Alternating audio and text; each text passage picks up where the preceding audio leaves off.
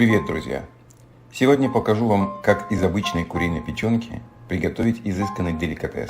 Подготовим основные ингредиенты. Нарезаем крупными полукольцами 2 луковицы. Весь рецепт рассчитан на 500 грамм свежайшей печени. Смотрите до конца, я там покажу несколько вариантов подачи. Мелко рубим пару зубочков чеснока.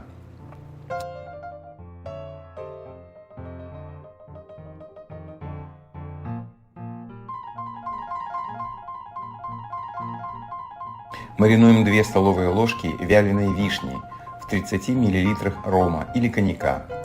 У меня ром.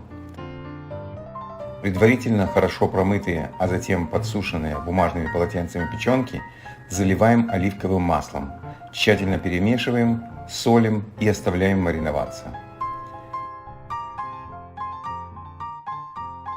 В разогретую сковороду наливаем растительное масло, у меня оливковое, и нарезанный лук, и начинаем румянить. И добавляем 3-4 столовые ложки выдержанного бальзамического уксуса.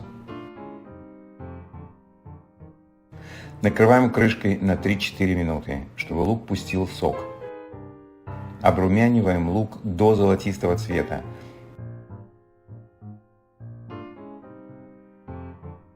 Добавляем тмин, зиру, душицу и чеснок.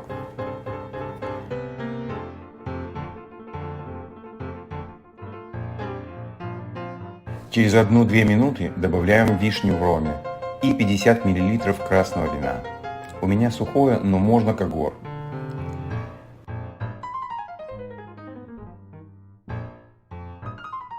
Добавляем острый соус, кто любит, по вкусу. Румяним, периодически подмешивая до карамелизации.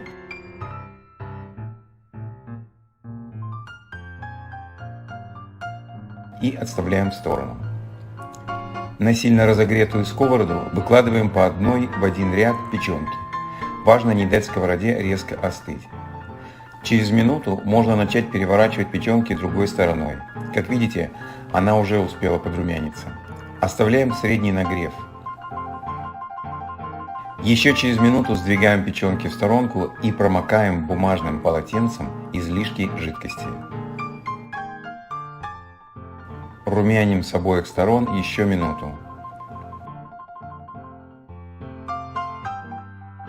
Выкладываем карамелизированный лук ровным слоем поверх печенки. Даем 1 минуту на соединение всех ароматов и соков. Готово. Выкладываем на блюдо.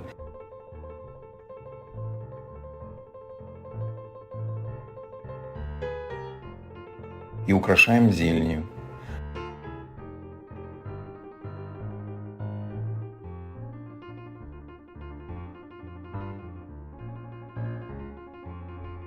Можно подавать с гарниром, с салатом или на тостах. А если что-то останется, можно все мелко порубить или взбить в блендере с небольшим количеством сливок. Получится великолепный паштет. Но до этого, как правило, не доходит. Сметается мгновенно.